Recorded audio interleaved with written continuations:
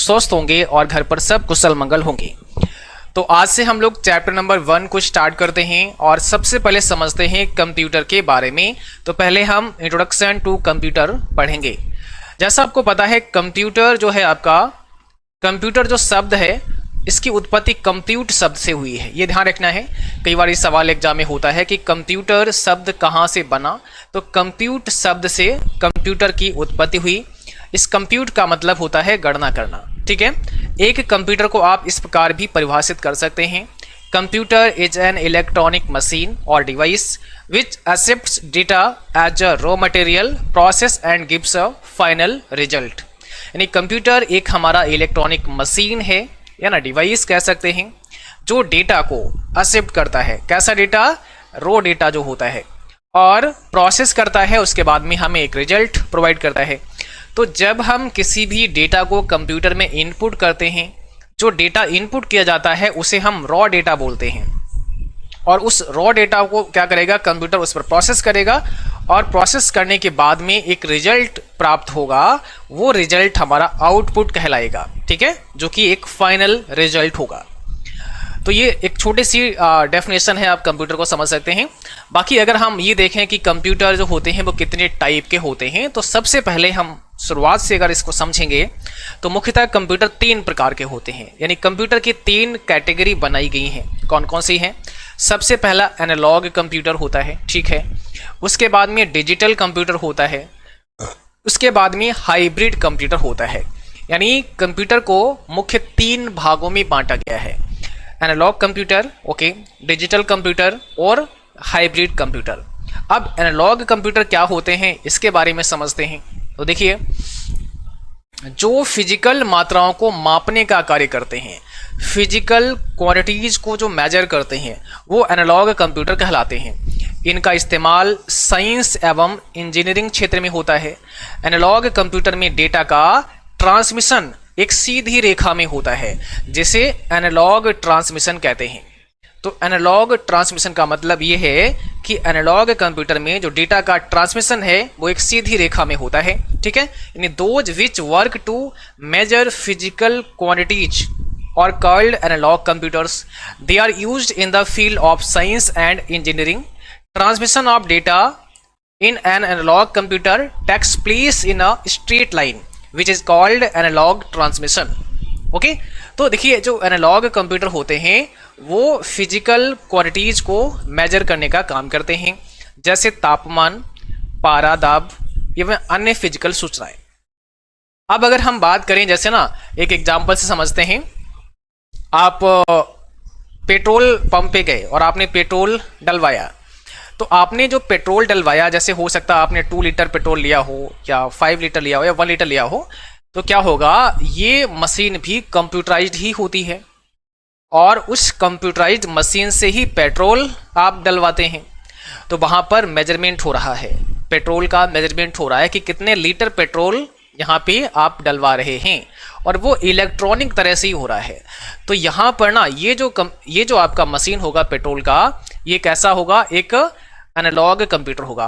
But आजकल जो मशीनें आ गई हैं एनालॉग कंप्यूटर, जो आपकी पेट्रोल पंप आ गए हैं, उस पर अब इलेक्ट्रॉनिक यानी डिजिटल मीटर आने लगा है। बट आप देखो, आज से कुछ साल पहले देखो तो वहाँ पर नंबर चला करते थे, है ना, नंबर। जैसे 1 लीटर हो गया तो ऐसे घूम घूम के आते थे, 1 लीटर, 2 लीटर। जैसे आपने देखा होगा जो आपका बाइक है, और बाइक में अगर आप देखोगे तो आजकल बाइक भी इलेक्ट्रॉनिक मीटर वाली आ गई हैं, है ना। बस पहले क्या था, बाइक के अंदर भी जब आप बाइक चलाते हैं तो किलोमीटर वहाँ पे लिख कर आता था, स्पीडोमीटर जिसे बोलते हैं, उसमें लिख लिख के आता था कि कितना आपकी गाड़ी कितने किलोमीटर चल गई है। तो वो टाइप था एनालॉग का, ओके। बट आज एनालॉग कंप्यूटर में भी अलग अलग टाइप हो गए हैं, जिसमें डिजिटल आ गया है स्क्रीन, और जहाँ पर हमें डिजिटल फॉर्म में चीज़ें दिखाई जा रही हैं। तो सिंपल सी भाषा में आपको ये समझना है कि जब हमारा कंप्यूटर किसी फिजिकल क्वांटिटीज को मापने का काम करेगा, वो टाइप हमारा एनालॉग का हो जाएगा, ठीक है। जैसे आपने देखा होगा कंप्यूटराइज्ड धर्म कांटा लिखा होता है कई बार, कंप्यूटराइज धर्म कांटा, तो वहां पर क्या होता है, आप अपना वाहन का वजन करवाते हैं और वो भी कंप्यूटराइज से ही होता है ना। तो फिजिकल क्वांटिटीज को मेजर किया जा रहा है, मापा जा रहा है ना, तो वो आपका हो जाएगा एनालॉग कंप्यूटर। तो ये जो एनालॉग कंप्यूटर होते हैं वो देखने में आपको कंप्यूटर नहीं लगते हैं, एक प्रकार की मशीन होती है, बट वो कंप्यूटराइज्ड ही होती है, इसलिए वो कंप्यूटर की श्रेणी में रखा गया है। तो पहला टाइप हो गया है एनालॉग कंप्यूटर का। दूसरा टाइप आपका है डिजिटल कंप्यूटर का। अब ये क्या होते हैं? डिजिटल कंप्यूटर वे कंप्यूटर होते हैं जो डिजिटल टेक्नोलॉजी का अनुसरण करते हैं। इसमें माइक्रो प्रोसेसर का प्रयोग किया जाता है। यह कंप्यूटर अंकों की गणना करते हैं। यह कंप्यूटर 0-1 के रूप में काम करते हैं। यानी जो हमारे रियल कंप्यूटर हैं वो डिजिटल कंप्यूटर ही होते हैं, ठीक है। तो जो डिजिटल कंप्यूटर होते हैं वो 0 और 1 की फॉर्म में काम करते हैं। ये 0-1 क्या होता है आगे समझेंगे, अभी बस इतना समझना है कि जो हम सभी कंप्यूटर इस्तेमाल करते हैं वो डिजिटल कंप्यूटर ही होते हैं, चाहे आपके पास लैपटॉप हो, चाहे आपके पास डेस्कटॉप हो, कुछ भी हो, या टैबलेट फोन हो, ठीक है। अब देखिए डिजिटल कंप्यूटर को 4 भागों में बांट दिया गया है, यानी डिजिटल कंप्यूटर के 4 रूप हो गए हैं। तो कई बार ये पूछता है कि साइज के आधार पर बताओ कंप्यूटर कितने टाइप के होते हैं। तो साइज के आधार पर पूछेगा तो आपको बताना है 4 टाइप के होते हैं। There are 4 types of digital computer. या कोई ऐसे कहते हैं कि डिजिटल कंप्यूटर कितने प्रकार के होते हैं, तो आप बोलेंगे सर 4 प्रकार के होते हैं। पहला प्रकार क्या है? Micro computer. ये सवाल एग्जाम में बहुत आता है। माइक्रो कंप्यूटर यह सबसे छोटा कंप्यूटर होता है, याद रखना है। माइक्रो कंप्यूटर सबसे छोटा होता है जिसमें ALU और CPU एक ही चिप में लगे होते हैं। इन कंप्यूटर का विकास 1970 के दशक में हुआ था। इस कंप्यूटर में माइक्रो प्रोसेसर का इस्तेमाल किया जाता था। PC भी इसे हम कहते हैं, जिसे पर्सनल कंप्यूटर के नाम से जाना जाता है, ठीक है। तो माइक्रो कंप्यूटर सबसे छोटा कंप्यूटर होता है। आप देखो माइक्रो कंप्यूटर के कुछ एग्जांपल्स आपके सामने हैं, ठीक है। There are some examples of digital computer. यहाँ पे होगा माइक्रो कंप्यूटर। क्या होगा? माइक्रो। है तो सब डिजिटल ही, बट माइक्रो की हम अभी बात कर रहे हैं। जैसे डेस्कटॉप कंप्यूटर हो गया, लैपटॉप कंप्यूटर हो गया, पॉम टॉप हो गया, नोटबुक कंप्यूटर हो गया, टैबलेट हो गया, आपका स्मार्टफोन भी इसी में आ जाएगा। स्मार्टफोन आपका हो गया। ये सब हैं तो डिजिटल, बट जैसा कि हमने कहा डिजिटल में भी कैटेगराइज कर दी गई है, तो हम अब ये समझ रहे हैं कि ये भाई माइक्रो के हैं, सारे माइक्रो कंप्यूटर में आ जाएंगे, जो हम सब नॉर्मली देखते हैं, इस्तेमाल करते हैं, अपने घरों में चलाते हैं।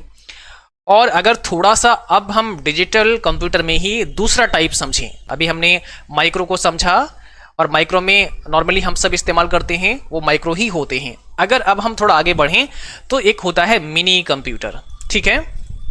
यह माइक्रो कंप्यूटर से अधिक क्षमतावान होते हैं। इनका इस्तेमाल कंपनियों तथा बैंकों में सर्वर कंप्यूटर के रूप में होता है। यानी जो हमारा मिनी कंप्यूटर है ये है तो डिजिटल, बट ये जो माइक्रो कंप्यूटर है उससे ज़्यादा पावरफुल होते हैं और इनका इस्तेमाल अधिकांश बड़ी बड़ी कंपनियों के अंदर या बैंकों में किया जाता है as a server computer. Server computer क्या होते हैं ये भी आगे समझेंगे। तो एज ए सर्वर कंप्यूटर के रूप में हम इनका इस्तेमाल करते हैं। देखिए PDP-8 एक कंप्यूटर का नाम है। PDP-8 ये पहला मिनी कंप्यूटर है, याद रखना, ये पॉइंट नोट करने वाला है, जिसका विकास 1965 में किया गया था, जिसे डेक यानी डिजिटल इक्विपमेंट कॉर्पोरेशन ने बनाया था। क्या समझे? पहला आपका जो आपका मिनी कंप्यूटर था वो PDP-8 था, जिसे डिजिटल इक्विपमेंट कॉर्पोरेशन के द्वारा बनाया गया था 1965 में। इसके बाद थोड़ा और आगे बढ़े तो तीसरा जो रूप निकल के आता है वो आता है मेन फ्रेम कंप्यूटर का। तो सबसे छोटा माइक्रो, फिर आपने देखा मिनी, और अब इससे ऊपर क्या आ गया? मेन फ्रेम आ गया। ये वे कंप्यूटर हैं जो बड़ी बड़ी कंपनियों एवं सरकारी ऑफिस में सर्वर कंप्यूटर के रूप में काम करते हैं। ये कंप्यूटर छोटे छोटे फ्रेम के बने होते हैं, यानी ये जो मेन फ्रेम कंप्यूटर हैं काफ़ी बड़े होते हैं, जो छोटे छोटे फ्रेम से बने होते हैं, और ये बहुत बड़ी बड़ी कंपनियों में एज ए सर्वर काम करते हैं। सर्वर का मतलब एक मेन कंप्यूटर और उसमें कई सारे टर्मिनल कनेक्ट होते हैं। एक मेन सर्वर होता है जहाँ पे डेटा होता है और सारे ही टर्मिनल उसमें यूज किए जाते हैं, तो कई सारे लोग उसमें बैठ के काम कर सकते हैं और उसका एक मेन सर्वर हमारा जो कि मेन फ्रेम कंप्यूटर बन जाता है। ओके, कुछ मेन फ्रेम कंप्यूटर जैसे IBM 438 है, ICL 39 है, CDC साइबर है, ये कुछ मेन हमारे मेन फ्रेम कंप्यूटर हैं। ठीक है, अब चौथा जो नंबर आता है वो आता है सुपर कंप्यूटर का। तो सुपर कंप्यूटर क्या होते हैं? सुपर कंप्यूटर विशेष प्रकार के कंप्यूटर होते हैं। इनका निर्माण विशेष कार्य के लिए किया जाता है। ये स्पेसिफिक वर्क करने के लिए बनाए जाते हैं। ये दुनिया के सबसे बड़े ताकतवर कंप्यूटर होते हैं। भारत का पहला सुपर कंप्यूटर परम 8000 नाम से बना था। यानी सुपर कंप्यूटर एक विशेष कार्य के लिए बनाए जाते हैं, स्पेशल टास्क को करते हैं, और ये दुनिया के सबसे बड़े कंप्यूटर होते हैं। ठीक है, यानी सबसे ताकतवर होते हैं, सबसे पावरफुल होते हैं, और साइज में भी ये काफ़ी बड़े होते हैं। और अगर हम बात करें कि भारत का सबसे पहला सुपर कंप्यूटर कौन सा है, तो नाम याद रखना है परम 8000, जिसे CDAC ने बनाया। अब आपसे पूछा जा सकता है कि परम 8000 को बनाया किसने, तो CDAC कंपनी ने 1991 में बनाया था। अगर आपसे सवाल हो कि दुनिया का पहला बताओ, भारत का तो बता दिया। अब विश्व का पहला सुपर कंप्यूटर कौन सा है, तो 1976 में क्रे रिसर्च कंपनी के द्वारा बनाया गया था, जिसका नाम था क्रे-1। तो दोनों बातें आपको नोट करने वाली हैं। दुनिया का पहला सुपर कंप्यूटर क्रे-1 1976 में क्रे रिसर्च कंपनी के द्वारा बनाया गया था, और भारत का पहला सुपर कंप्यूटर कौन सा है, परम 8000 है, जिसे CDAC कंपनी के द्वारा 1991 में बनाया गया था। CDAC का मतलब होता है computer for development of advance computing. ठीक है, sorry, centre for development of advance computing. क्या है, centre for development of advance computing. ये संस्था पुणे में है, महाराष्ट्र पुणे में स्थापित है, और वहां पर सबसे पहला परम 8000 नाम से कंप्यूटर को डेवलप किया गया था। नीचे दिया गया है, यहाँ पे देखो फुल फॉर्म दी गई है। CDAC का मतलब होता है centre for development of advance computing, जो कि पुणे महाराष्ट्र में स्थापित है। नोट्स में सारी चीजें बड़ा ही सीक्वेंस में सब कुछ मिल जाएगा, तो आप जब थ्योरी क्लास कर रहे होंगे साथ में इसका PDF भी लगा हुआ है, आप उस PDF को भी पढ़ सकते हैं। ठीक है, अब देखो यहाँ पे कुछ पॉइंट नोट किए गए हैं आपके समझने के लिए, और ये बहुत इंपॉर्टेंट है। अगर आपसे कहें कि फादर ऑफ सुपर कंप्यूटर, यानी सुपर कंप्यूटर का जनक कौन सा, तो सुपर कंप्यूटर का जनक है सीमोर क्रे। सीमोर क्रे नाम के व्यक्ति हैं, इनको फादर ऑफ कंप्यूटर की संज्ञा दी गई है। ठीक है, बट आपसे कहें इंडियन सुपर कंप्यूटर के जनक कौन है, ये तो पूरे वर्ल्ड की बात हो रही थी अभी, बट आपसे पूछे कि father of Indian super computer बता दो, तो विजय पादुरंग भाटकर हैं। विजय पादुरंग भाटकर, इन्होंने ही भारत में पहला सुपर कंप्यूटर डेवलप किया था, जिसका नाम परम 8000 रखा गया है। CDAC कंपनी के द्वारा इसको बनाया गया था, बट साइंटिस्ट कौन थे, विजय पादुरंग भाटकर थे। ओके, तो ये दोनों बातें आपको लिख लेनी है। और ये हमने एक स्नैपशॉट दिया है आपका परम सुपर कंप्यूटर का, ये आप देख पा रहे हैं ना, इतना सब दिख रहा होगा। ये आपका क्या है, परम 8000 सुपर कंप्यूटर आपके सामने है। तो इस प्रकार से सब विशालकाय कंप्यूटर होता है। ठीक है, अब हम थोड़ा ये देखते हैं कि जो हमारे यहाँ परम सुपर कंप्यूटर डेवलप हुआ है, ये कहां तक पहुंचा है। इसकी पूरी एक सीरीज है। CDAC संस्था क्या करती है, परम नाम के कंप्यूटर की एक पूरी सीरीज बनाती है। तो देखिए, सबसे पहले भारत में 8000 नाम से बनाया, परम 8000 नाम दिया 1991 में। ओके, यानी 1991 में ये पहली बार बना था। लोकेशन मल्टीपल थी इसकी, कई जगह पे इसको स्थापित किया गया। परम 8600 फिर तुरंत बनाया 1992 में, एक साल के बाद, और ये नाम दिया परम 8600, है ना, यानी परम 8600। ठीक है, लोकेशन भी मल्टीपल रही इसकी। उसके बाद परम 9900 नाम से कंप्यूटर बनाया गया 94 में, 2 साल के बाद। फिर क्या किया इन्होंने, 10000 नाम से बनाया 4 साल के बाद 98 में। तो धीरे धीरे क्या किया इन्होंने, डेवलपमेंट करते गए और अपने परम नाम के सुपर कंप्यूटर को और ज्यादा एडवांस बनाते चले गए। ठीक है, अभी पूरी लिस्ट देखेंगे आज तक का, आज के डेट तक मैं ये बताऊंगा आपको कि आज की डेट तक सबसे लेटेस्ट कौन सा बना है। उसके बाद परम पद्मा 2002 में बनाया। ठीक है, परम युवा 2008 में बनाया। ठीक है, परम युवा सेकेंड 2013 में बनाया। परम कंचनजंगा 2016 में बनाया। ये सारे ही परम सीरीज के कंप्यूटर आपके बनते रहे। फिर परम साबक 2016 में ही बना दिया, परम ईशान भी 2016 में ही बना दिया, है ना, और परम शिवाय 19 में बनाया, जो IIT VHU वाराणसी में इसको स्थापित किया गया था। परम ब्रह्मा 2019 में बनाया गया था। ओके, और परम सिद्ध AI काफी पॉपुलर रहा है, ध्यान रखना है। 2020 में परम सिद्ध AI बनाया गया था। ठीक है, जो कि CDAC में ही स्थापित है। परम संगणक 2020 में IIT कानपुर में स्थापित किया गया है। परम प्रवेजा 2022 में बना, इंडियन इंस्टीट्यूट ऑफ साइंस। और परम गंगा 2022 में IIT रुड़की में स्थापित किया गया है। परम शक्ति 2022 में बना, IIT खड़गपुर स्थापित किया गया है। परम कम पूर्वा है 2022 में बना और ये IIT गुवाहाटी में स्थापित किया गया है। परम पारुल है IIT तिरुचिरापल्ली में इसको स्थापित किया गया है और ये 2022 में बना। तो भाई आज की डेट में अगर आप ये पूछना चाहें कि सर मुझे बताओ आज की डेट में सबसे लेटेस्ट परम कंप्यूटर कौन सा है, तो हम कहेंगे सर परम पारुल है, परम पारुल है। लेकिन जो सबसे फेमस हुआ है अभी लेटेस्ट कंप्यूटर वो है परम सिद्ध एआई। ओके, ये नाम भी आपको याद रखना, 2020 में बनाया गया है। तो परम नाम की तो पूरी सीरीज आपने पढ़ ली है कि भाई परम की शुरुआत कहाँ से हुई और अभी प्रेजेंट टाइम में कौन सा कंप्यूटर परम सीरीज ने निकाला है। तो ये तो आपके समझ में आ गया कि परम हमारा भारत का सुपर कंप्यूटर है और इसकी पूरी एक सीरीज है। अब एक और सुपर कंप्यूटर है जिसकी हम बात करेंगे, वो है अनुपम। अनुपम एक सुपर कंप्यूटर है, भाभा परमाणु अनुसंधान केंद्र यानी VARC, ठीक है, भाभा एटॉमिक रिसर्च सेंटर के द्वारा अनुपम सीरीज को बनाया जाता है और इसे भी 1991 में ही डेवलप किया गया था। शुरुआत में उनके आंतरिक उपयोग के लिए डिजाइन किया गया, किसके आंतरिक उपयोग के लिए डिजाइन किया गया और विकसित सुपर कंप्यूटरों की एक श्रृंखला है। कौन सी? अनुपम। यह मुख्य रूप से आणविक गतिशील सिमुलेशन, रिएक्टर भौतिकी, सैद्धांतिक भौतिकी, कंप्यूटेशनल रसायन विज्ञान, कंप्यूटेशनल द्रव गतिकी और परिमिति तत्व विश्लेषण के लिए इसका इस्तेमाल किया जाता है अनुपम सुपर कंप्यूटर का। तो याद रखना है अनुपम सुपर कंप्यूटर को किसने बनाया? VARC के द्वारा 1991 में डेवलप किया गया, भाभा एटॉमिक रिसर्च सेंटर। ये आपको बस इतना सा थोड़ा याद रखना है, ठीक है। अब जैसे मैंने आपको परम की सीरीज बताई वैसे ही हम अनुपम की सीरीज भी यहाँ पे लेकर आए हैं। तो आप देखिएगा अनुपम जो आपका सुपर कंप्यूटर था अनुपम अगन्य नाम से बना था 2016 में। अनुपम अगन्य नाम से आपका ये कंप्यूटर बना है और ये सबसे लेटेस्ट था, ठीक है। उसके बाद अनुपम एग्रा करके बना है, 2012 का है। ये थोड़ा उल्टा लिखा गया है, पहले सबसे लेटेस्ट उसके बाद, ठीक है। अनुपम आध्या है ना, आध्या बना है 2010 में और अनुपम अजय बना है आपका, यहाँ पे डेट इन्होंने मेंशन नहीं किया तो इसलिए यहाँ पे आ नहीं पाया है। और अनुपम अमी आपका बना है। उसके बाद अनुपम अरुणा बना था, उससे पहले अनुपम जेनॉन बना था, है ना। अनुपम PIV बना था 2002 में। अनुपम पेंटियम बना था 2001 में। ओके, 1-2 के बीच में ये लगभग है। तो कुछ डेट ऐसी नहीं है जो मतलब कई बार होता है ना कि लास्ट ईयर में बनता है, तो वो लास्ट ईयर और प्लस नेक्स्ट ईयर जो आता है उसके बीच में बनता है, तो 2 डेट जैसे 1970 और 1918 के बीच में यहाँ पे दिखा गया है। ऐसे अनुपम पेंटियम है, अनुपम अल्फा है। तो ये सारे जो सीरीज हैं ये अनुपम सुपर कंप्यूटर की हैं और अनुपम 860, ठीक है, ये जो कंप्यूटर है 1991 में डेवलप किया गया था।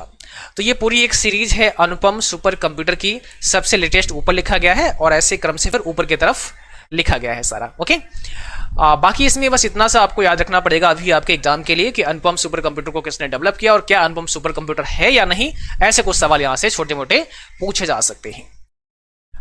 तो ये तो आपने समझ लिया है कि जो हमारा डिजिटल कंप्यूटर है उसमें 4 टाइप होते हैं। उसमें सबसे छोटा टाइप आपका माइक्रो होता है, उससे बड़ा आपका मिनी होता है, उससे बड़ा आपका मेन फ्रेम होता है और उससे बड़ा आपका सुपर होता है। ओके, और सुपर भी आपने समझ लिया। अब जो तीसरा पॉइंट था, जो मेन कंप्यूटर हमने बताए थे, पहला था आपका एनालॉग, दूसरा था डिजिटल और तीसरा था हाइब्रिड। तो हाइब्रिड कंप्यूटर क्या होते हैं? इस प्रकार के कंप्यूटर में एनालॉग और डिजिटल दोनों की विशेषताएं होती हैं। यानी जहां पर ऐसा कंप्यूटर होगा जहां एनालॉग प्लस डिजिटल मिल जाएगा वो आपका हाइब्रिड कंप्यूटर बन जाएगा। ओके, इन कंप्यूटर का सबसे अधिक प्रयोग चिकित्सा के क्षेत्र में ज्यादा होता है। यानी जो हाइब्रिड कंप्यूटर होते हैं वो चिकित्सा के क्षेत्र में इस्तेमाल करते हैं।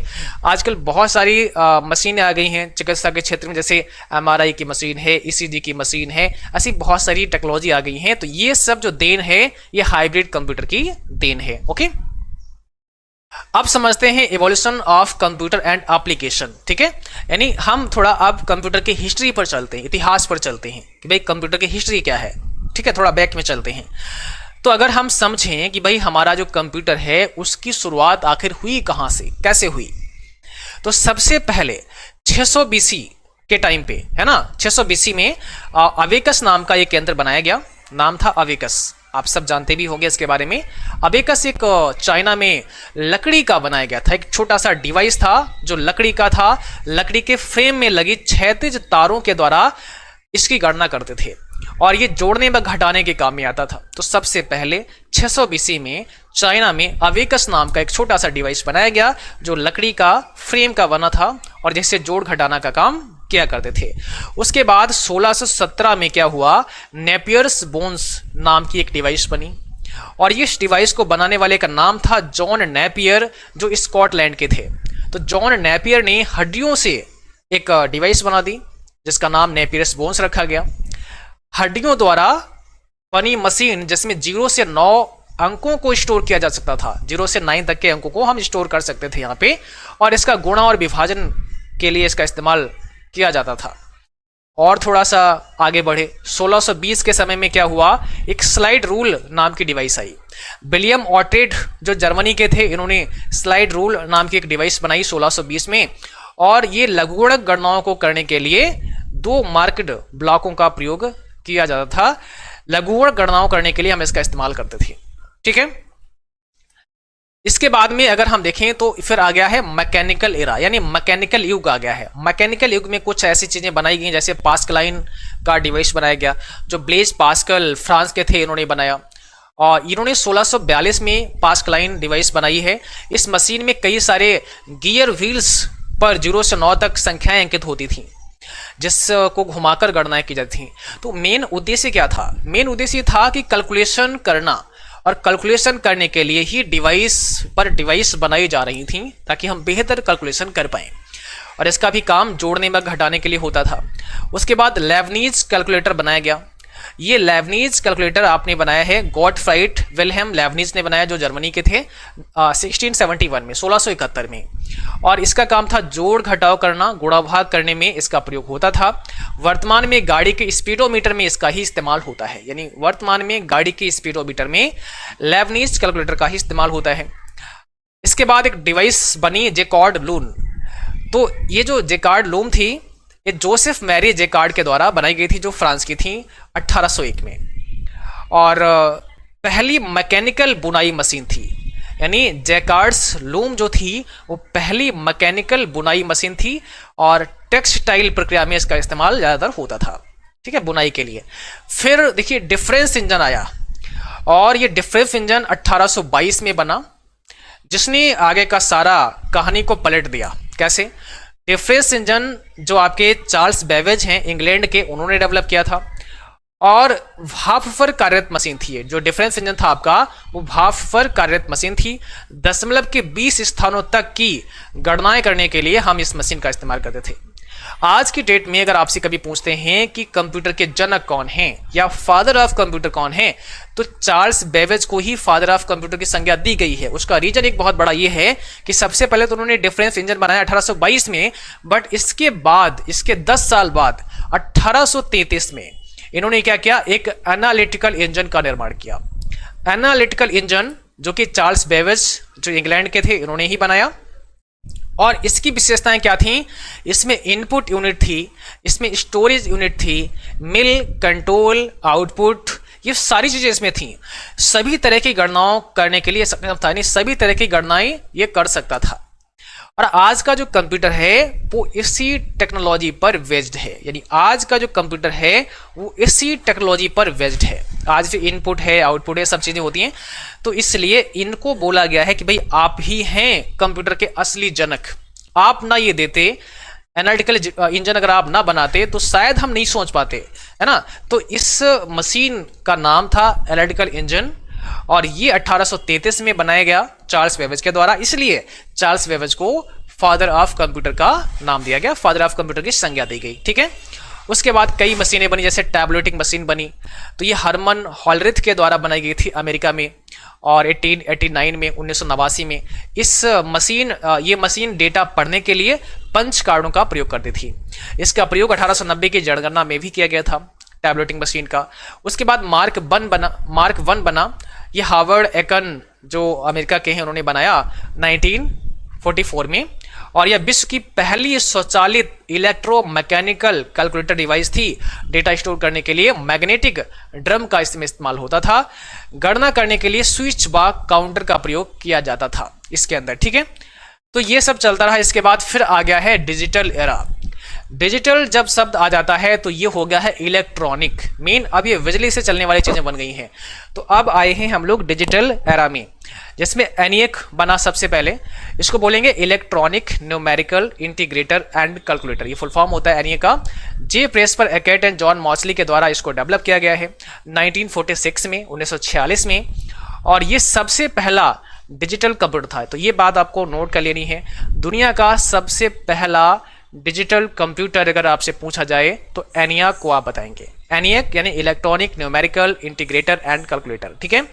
अभियांत्रिकी शोध के लिए इसका इस्तेमाल होता था, ठीक है। और इसमें वैक्यूम ट्यूब का प्रयोग होता था। वैक्यूम ट्यूब, ये पहली जनरेशन का कंप्यूटर था, तो इसमें वैक्यूम ट्यूब इस्तेमाल किया गया था। एडसेक बना electronic delay storage automatic calculator Maurice Wilkes ने बनाया, जो इंग्लैंड के थे 1949 में। यह पहला कंप्यूटर था जो संग्रहीत प्रोग्राम का उपयोग करता था। यह स्मृति के लिए पाराबिलम लाइनों और तर्क के लिए व्युत्पन्न वैक्यूम ट्यूबों का इस्तेमाल करता था। इसका उपयोग जीन आवृत्तियों से संबंधित एक अवकलन समीकरण को हल करने और अभाज्य संख्याओं की सूची की गणना करने के लिए किया जाता था। उसके बाद फिर एडवेक बना है, बट सबसे इंपॉर्टेंट आपके लिए ENIAC है, ये पूछता है आपके एग्जाम में। एडवेक जो था electronic discrete variable automatic computer था, जॉन बॉन न्यूमैन ने बनाया, जो अमेरिका के थे 1950 में। इसमें दशमलव के बजाय बाइनरी संख्याओं का उपयोग किया जाता था। इसमें 6000 वैक्यूम ट्यूब और 12000 डायोड और 56 किलोवाट बिजली की खपत होती थी। कौन से कंप्यूटर में? एडवेक में। सर्वप्रथम BR लैब में इसको इस्तेमाल किया गया था, इसका प्रयोग किया गया था। उसके बाद बना यूनिबैक। अब यूनिबैक भी बहुत इंपॉर्टेंट है, तो ENIAC दूसरा नंबर यूनिबैक का, ये बहुत इंपॉर्टेंट है। यूनिवर्सल ऑटोमेटिक कंप्यूटर जे प्रेसफर एकेट जॉन मॉसली ने बनाया 1951 में। ये कंप्यूटर का पहला सामान्य उद्देश्य था। यह अल्फाबेटिक और न्यूमेरिक डेटा में मैनिपुलेशन कर सकता था, या इनपुट के साथ साथ आउटपुट के लिए भी चुंबकीय टैप का उपयोग करता था। वाणिज्यिक उद्देश्य के लिए इसका प्रयोग किया गया था, यानी कॉमर्शियल पर्पस से इसको बनाया गया था। तो देखिए, अगर आपसे सवाल होता है कि दुनिया का पहला डिजिटल कंप्यूटर कौन सा है, तो आप बताओगे सर ENIAC है ना, ये है। बट आपसे पूछे दुनिया का पहला कॉमर्शियल डिजिटल कंप्यूटर, अगर वर्ड ऐड हो जाए कॉमर्शियल और डिजिटल कंप्यूटर, तो आप बताओगे यूनिबैक। ये दोनों में अंतर है, ये सवाल पूछता है एग्जाम में, इसलिए आपको इस पर फोकस करना है। दुनिया का पहला कॉमर्शियल डिजिटल कंप्यूटर यूनिबैक है, बट दुनिया का पहला कंप्यूटर वो आपका ENIAC है। पहला मीन डिजिटल कंप्यूटर की बात हो रही है यहाँ पे, ठीक है। तो ये बात समझ में आ गई। अब चलते हैं जनरेशन पर, यानी कंप्यूटर की पीढ़ियों पर। देखिए, कंप्यूटर में कई सारी पीढ़ियां हैं। अभी हम लोग प्रेजेंट में 5th नंबर पे चल रहे हैं, 5वीं पीढ़ी में हम काम कर रहे हैं, और पीढ़ियां बदलने में समय लगता है, वक्त लगता है। तो जैसे जैसे किसी टेक्नोलॉजी को हम छोड़ते हैं और नई टेक्नोलॉजी को अडॉप्ट करते हैं, बहुत ज़्यादा कुछ एडवांसमेंट कर देते हैं, तो एक नई जनरेशन का रूप ले लेती है ना। तो इसका कोई फिक्स डेट नहीं होता है, बट एक अनुमानित डेट अवश्य आपके सामने आती है। जैसे यहाँ पे देखेंगे, पहली जनरेशन का जो समय बताया गया है वो 1945 है, तो 1945 से लेकर के और 56। अब ये डेट आगे पीछे हो सकता है किसी किताब में आप देखोगे तो 1940 लिखा हो, या किसी बुक में 1942 लिखा हो, तो थोड़ा बहुत ऊपर नीचे हो सकता है, क्योंकि जनरेशन का कोई एक फिक्स डेट नहीं होता है कि नहीं आज के बाद पहले तारीख से नई जनरेशन चालू हो गई। ये एक प्रकार से परिवर्तन होता है, एक जनरेशन में समय लगता है, और जैसे जैसे हमारी टेक्नोलॉजी विकास करती है, हम बहुत ज़्यादा एडवांसमेंट कर लेते हैं, तो एक नई जनरेशन का रूप धारण कर लेती है, ठीक है। तो लगभग 1945 से 56 के बीच में पहली जनरेशन को माना गया है, और इस पहली जनरेशन के कंप्यूटर ENIAC, जैसा मैंने बोला था, एडवेक, यूनिबैक, IBM 701 ये थे। और इस जनरेशन में स्विचिंग टेक्नोलॉजी पर आपको फोकस करना है कि इसमें क्या इस्तेमाल हुआ था। तो इसमें वैक्यूम ट्यूब का इस्तेमाल हुआ था। इसमें स्टोरेज के लिए मैग्नेटिक ड्रम था, ओके। इसमें ऑपरेटिंग सिस्टम की बात करें तो बैच ऑपरेटिंग सिस्टम था। इसकी लैंग्वेज की बात करें तो सबसे पहले इसमें मशीन भाषा का ही इस्तेमाल किया गया था, और ये बहुत ज़्यादा गर्मी पैदा करते थे, हीट बहुत ज़्यादा प्रोड्यूस करते थे, ठीक है। और इलेक्ट्रिसिटी कंजम्पशन बहुत ज़्यादा था, मतलब बिजली की खपत बहुत करते थे, साइज में भी बहुत बड़े थे। उसके बाद आई सेकेंड जनरेशन 1956 से लेकर के 1964 तक, 1964 तक यह मानी गई है सेकेंड जनरेशन। IBM 1620 इसमें बना, IBM 7094 बना, और CDC 1604 बना, CDC 3600 बना, यूनिबैक 1108 बना। ये सब जो है ना कंप्यूटर के नाम हैं, और इसमें जो टेक्नोलॉजी यूज की गई है वो ट्रांजिस्टर यूज की गई। अब इन्होंने वैक्यूम ट्यूब को रिप्लेस किया ट्रांजिस्टर्स में, तो ट्रांजिस्टर्स का यूज किया गया। इसमें जो स्टोरेज था वो magnetic core, tapes and disk हुआ करते थे। बैच एंड मल्टी प्रोग्रामिंग इसमें यूज होते थे, ठीक है। उसके बाद में असेंबली भाषा का भी इसमें इस्तेमाल किया गया, असेंबली भाषा एंड हाई लेवल लैंग्वेज का इसमें इस्तेमाल किया गया था। और बिजली की खपत थोड़ा कम हुई, पहली पीढ़ी से तेज गति में इन्होंने काम किया, थोड़ा साइज में छोटे हो गए पहले से, बट अभी बहुत बड़े साइज में थे।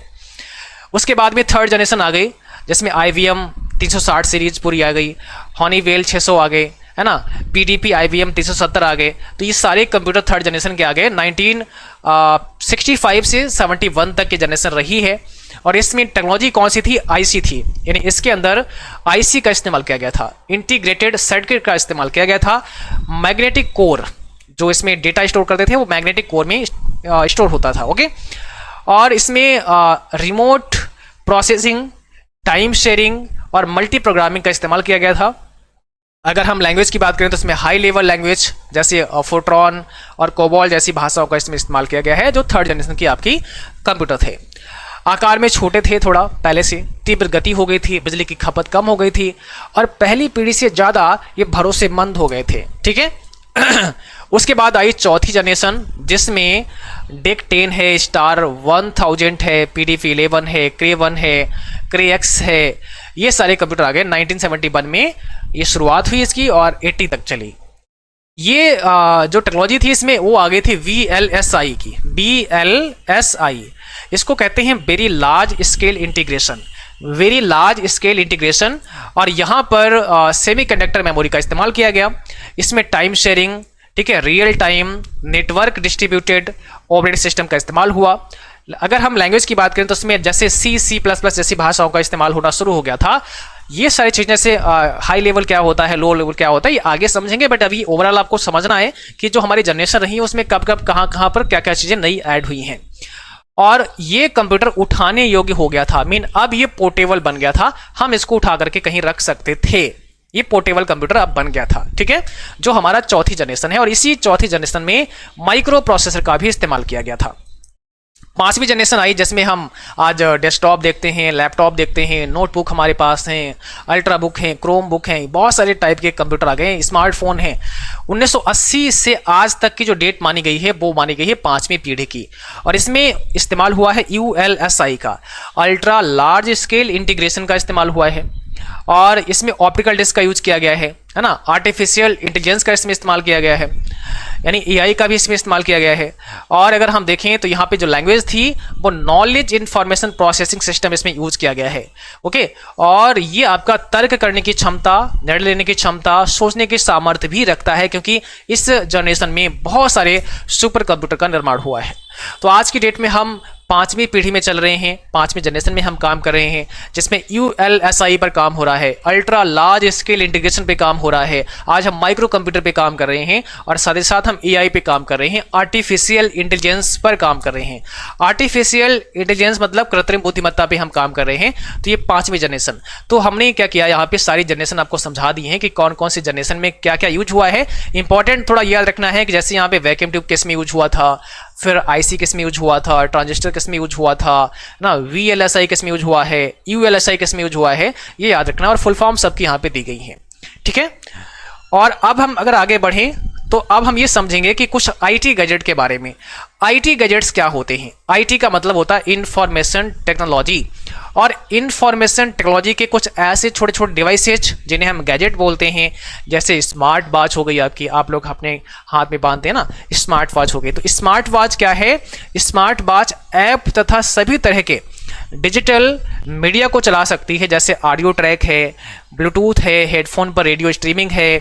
इसमें कई सारी ऐसी घड़ी होती हैं जो टच स्क्रीन वाली होती हैं, आप टच स्क्रीन मीन उसमें कॉल कर सकते हैं, है ना, किसी को मैसेज कर सकते हैं, वो सब चीज़ें इसमें रहती हैं। आपको कैलकुलेटर की जरूरत नहीं पड़ेगी, आप इसी से चला सकते हैं। थर्मामीटर है, कंपास आदि सारी चीज़ें होती हैं। तो ये एक स्मार्ट वॉच जो हमारी है, इसी को हम क्या बोल सकते हैं? IT गैजेट बोल सकते हैं, है ना, क्योंकि ये हमारा एक IT गैजेट का एग्जाम्पल है। तो IT गैजेट एक स्पेशल, एक मीन एक कॉमन नाम है, कोई पर्टिकुलर डिवाइस को नहीं बोलेंगे, एक कॉमन नाम है। जैसे स्मार्ट वॉच एक IT गैजेट का एग्जाम्पल है, एक इंफॉर्मेशन टेक्नोलॉजी का छोटा सा गैजेट है, छोटा सा डिवाइस है। ऐसे ही हम बात करें अगर गूगल ग्लास की, तो गूगल ग्लास एक पहनने योग्य ध्वनि नियंत्रक एंड्रॉइड डिवाइस है जो एक जोड़ी चश्मे जैसा दिखता है, चश्मा ही होता है, आप इसको पहन सकते हैं, ठीक है। और यह यूजर के दृष्टि क्षेत्र में सीधे जानकारी प्रदर्शित करता है। जैसे आप पहन लोगे तो आपको बाकायदा वहां पर दिखना शुरू हो जाएगा जो चीज़ आप देखना चाहते हैं। गूगल ग्लास प्रासंगिक जानकारी प्रदान करने के लिए दृश्य, श्रव्य और स्थान आधारित इनपुट का उपयोग करके वास्तविकता का आपको अनुभव करा देता है, ठीक है। इसी प्रकार से अगर हम ड्रोन कैमरा की बात करें तो देखिए ड्रोन कैमरा भी हमारा एक आईटी गैजेट है। ड्रोन कैमरा से हम क्या कर सकते हैं, फोटो क्लिक कर सकते हैं, वीडियो रिकॉर्ड कर सकते हैं, ठीक है। तो ड्रोन कैमरा मानव रहित छोटे विमान या जहाज के समान होते हैं। विभिन्न प्रकार के उपकरणों में लैस होते हैं, जिसमें कैमरा होता है, जीपीएस सिस्टम भी हो सकता है, गाइडेड मिसाइल भी हो सकती है ना, नेविगेशन सिस्टम होता है, सेंसर वगैरह सब कुछ हो सकता है एक ड्रोन कैमरा के अंदर। तो ये भी एक आईटी गैजेट का एग्जाम्पल है। पेन विद कैमरा होता है, यह उच्च प्रौद्योगिकी जासूसी उपकरणों को छोटा करने की सुविधा देता है, जो हमारी सुरक्षा के लिए लगभग हर वस्तु को संवैधानिक जोखिम को सुरक्षा में बदलता है।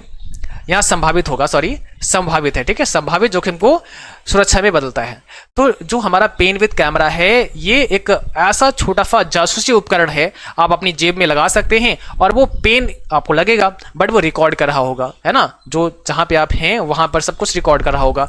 तो पेन विद कैमरा एक छोटा सा आईटी एग्जाम्पल है, आईटी गैजेट का एग्जाम्पल है, जिसको हम एज ए वेब कैम इस्तेमाल कर सकते हैं। देखो यहाँ पे ये रिकॉर्डिंग के लिए है, इसमें छोटा सा कैमरा यहाँ लगा है और जो आपका सब कुछ रिकॉर्ड करता रहेगा, ठीक है। या फिर ऐसी कोई चीज़ है ना जहाँ पे आपको लगता है कि कुछ खतरा हो सकता है मेरे साथ, तो वहाँ पे आप कैमरा से रिकॉर्ड करोगे तो सब देखेंगे, तो आप अपना जो एक पेन है यहाँ पे लगा सकते हो और वो अपने आप रिकॉर्ड करता रहेगा सारी चीज़ें, ठीक है। तो ये क्या है, कुछ आईटी गैजेट्स हैं, ऐसे बहुत सारे हो सकते हैं आईटी गैजेट्स, बहुत सारे एग्जाम्पल हो सकते हैं। अब बेसिक एप्लीकेशन ऑफ कंप्यूटर के कुछ मूल अनुप्रयोग क्या है। तो भाई देखिए कंप्यूटर का इस्तेमाल कहाँ कहाँ होता है, आजकल तो हर जगह होता है, चाहे वो वर्ड प्रोसेसिंग हो। अब ये वर्ड प्रोसेसिंग क्या होता है, तो अगर हमें कुछ भी लिखना होता है, कुछ टाइपिंग करना होता है, कुछ नोट्स बनाने होते हैं, तो वो हम कहाँ करते हैं, वर्ड प्रोसेसिंग सॉफ्टवेयर में करते हैं। आपका चाहे इंटरनेट बैंकिंग हो, चाहे इंटरनेट हो, हॉस्पिटल हो, डिजिटल वीडियो और ऑडियो कंपोजिशन हो, कम्युनिकेशन हो, है ना, और डेस्कटॉप पब्लिशिंग हो, टेलीकम्युनिकेशन, यानी लगभग हर क्षेत्र में आज कंप्यूटर की आवश्यकता है, ठीक है। तो ये तो आप बड़ा ही कॉमन सा शब्द है कि भाई कंप्यूटर कहाँ कहाँ यूज होगा, लगभग हर जगह यूज होता है। अब हम ये समझेंगे कंप्यूटर के हार्डवेयर के बारे में। भाई कंप्यूटर का हार्डवेयर क्या है, तो देखिए कंप्यूटर की हार्डवेयर की जब हम बात करते हैं, कंप्यूटर का जो हार्डवेयर होता है उसकी जब हम बात करते हैं, तो सबसे पहले हमें बेसिक्स को समझना पड़ेगा, basics of hardware and software. Computer प्रणाली हार्डवेयर और सॉफ्टवेयर का मिश्रण होता है। दोनों में से एक चीज गायब है तो हमारा कंप्यूटर नहीं बन पाएगा, हम उस पर काम नहीं कर पाएंगे। तो हार्डवेयर और सॉफ्टवेयर दोनों की ही आवश्यकता पड़ती है। हार्डवेयर कंप्यूटर सिस्टम का भौतिक भाग होता है, भौतिक कंपोनेंट होता है, भौतिक घटक होता है जिसको हम छू सकते हैं। भौतिक का मतलब फिजिकली जिसको हम टच कर लें वो हार्डवेयर कहलाता है। जैसे मॉनिटर आपका हो गया, कीबोर्ड आपका हो गया, माउस हो गया, ये सब चीजें हार्डवेयर में आती हैं, ठीक है। तो हार्डवेयर जो होता है एक कंप्यूटर का भौतिक भाग है। हार्डवेयर और सॉफ्टवेयर के बीच की सीमा को फर्मवेयर कहते हैं। हार्डवेयर और सॉफ्टवेयर के बीच की सीमा को क्या कहते हैं, फर्मवेयर कहते हैं। हार्डवेयर कंप्यूटर के एक ऐसे छोटे छोटे पार्ट हैं जिन्हें हम देख या छू सकते हैं। जैसे अगर हम बात करें मदरबोर्ड की, तो आपने कहा सर मदरबोर्ड भी हार्डवेयर है, एसएमपीएस भी हार्डवेयर है, वीडीयू भी हार्डवेयर है, साउंड रैम, साउंड कार्ड की यहाँ पे बात की गई, सॉरी यहाँ पे केवल साउंड लिखा है तो साउंड कार्ड यहाँ पे होगा, तो साउंड कार्ड भी हार्डवेयर है, और रैम भी आपका हार्डवेयर है, रोम भी आपका हार्डवेयर है। जो चीज़ें हम टच कर सकते हैं, छू सकते हैं, वो सब क्या होते हैं, हार्डवेयर होते हैं। तो बहुत सिंपल सी बात है, आप इसको समझ सकते हैं बहुत आसानी के साथ में। कुछ कंप्यूटर हार्डवेयर सिस्टम निम्न प्रकार हैं। अब कुछ पर्टिकुलर हार्डवेयर के बारे में भी हम समझेंगे। जैसे हमने नाम लिया था मदरबोर्ड का, तो भी होता क्या है मदरबोर्ड, तो मदरबोर्ड ये कंप्यूटर सिस्टम के अंतर्गत सबसे बड़ा इलेक्ट्रॉनिक सर्किट बोर्ड होता है। नाम रखा है मदर, मदर माने होता है माता, है ना, और बोर्ड यानी एक ऐसा बोर्ड जो मुख्य है, उसके बिना तो कुछ भी नहीं है, तो मदरबोर्ड नाम दे दिया है इसको, ठीक है। तो मदरबोर्ड जो सीपीयू, मेन मेमोरी और अन्य पार्ट को रखता है। आप यहां देख सकते हैं सामने एक मदरबोर्ड यहां पे बनाया गया है, और इस मदरबोर्ड पर ही सारे कंपोनेंट होते हैं। अगर इस बोर्ड को हटा दिया जाए तो आपके कंप्यूटर में कुछ भी नहीं बचेगा। इसी मदरबोर्ड पर यहां पे देखो छोटा सा प्रोसेसर लगाया गया है। इसी को कहते हैं ब्रेन ऑफ द कंप्यूटर। तो ये छोटा सा प्रोसेसर इसी मदरबोर्ड पे लगा हुआ है। बाकी सारे कंपोनेंट आप देख पा रहे होंगे वो इसी पर यूज किए जाते हैं, चाहे रैम हो आपका, चाहे रोम हो, आईसी वगैरह सब कुछ इसी के अंदर इंस्टॉल करते हैं। तो इस पूरे बोर्ड को हम मदरबोर्ड का नाम देते हैं।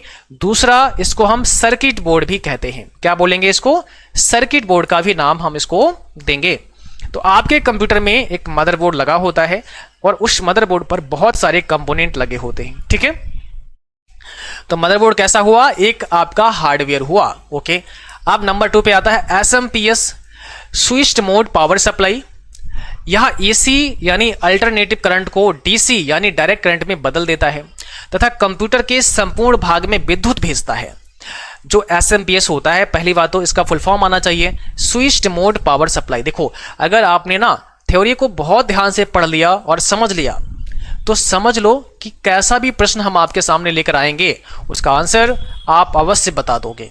लेकिन जिस बच्चे ने थ्योरी को इग्नोर किया, इसको नहीं समझा, तो प्रॉब्लम बहुत ज़्यादा हो सकती है। जो प्रश्न आपको पढ़ाया जाएगा वो तो आप अगली बार बता दोगे, लेकिन कोई नया प्रश्न जब आपके सामने आएगा तो आप नहीं बता पाओगे। लेकिन थ्योरी पढ़ने के बाद में कोई अगर नया प्रश्न बनता है तो उसका आंसर भी आपको पता होगा, क्योंकि थ्योरी में चीज़ें आपने बहुत समझी हैं। तो कोई किसी टाइप से प्रश्न क्यों ना पूछते, आपको जानकारी होगी। तो इसलिए थ्योरी पर आपको विशेष फोकस करने की आवश्यकता होगी। और अभी तो शुरुआत है, अभी तो बहुत समय आपके पास है। अगर आप सिस्टमैटिक तरीके से सब कुछ पढ़ते रहोगे ना तो बहुत कुछ सीख जाओगे।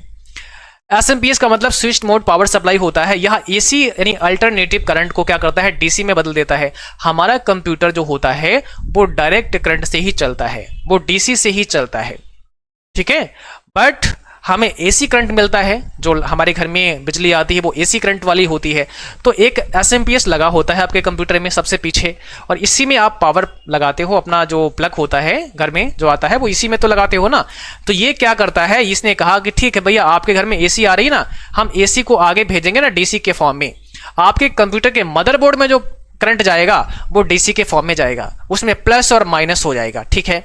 तो एसएमपीएस का मतलब समझ गए, switched mode power supply. Power supply का मोड को स्विच कर देता है, बदल देता है, एसी टू डीसी कर देता है। एसी का फुल फॉर्म बता दिया हमने आपको, डीसी का फुल फॉर्म भी बता दिया हमने आपको। एसी का मतलब होता है अल्टरनेटिव करंट और डीसी का मतलब होता है डायरेक्ट करंट, जिसमें प्लस माइनस होता है। जैसे बैटरी है आपकी, तो बैटरी में डीसी करंट होता है, प्लस माइनस होता है, ठीक है। स्टोरेज कंट्रोलर की बात करें, यह भी आपका हार्डवेयर है जो hard disk, floppy disk, CD ROM और अन्य डिवाइस को कंट्रोल करता है। कंट्रोलर सीधे मदरबोर्ड या एक्सपेंशन कार्ड पर स्थित होते हैं।